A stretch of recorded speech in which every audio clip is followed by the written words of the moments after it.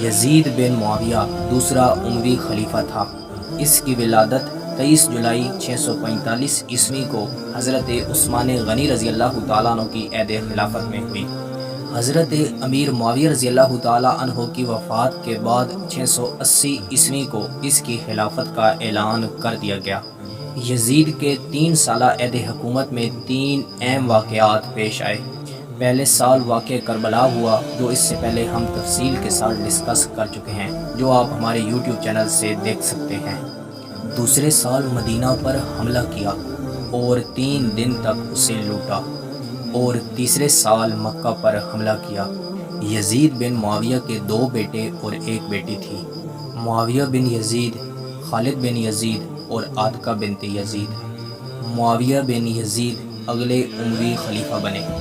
میں امید کرتا ہوں کہ آپ کو یہ ویڈیو پسند آئی ہوگی۔ مزید ایسی ویڈیو دیکھنے کے لیے ہمارے چینل کا وزٹ کریں، دوستوں کے ساتھ شیئر کریں، کومنٹس میں اپنی رائے کا اظہار ضرور دیں۔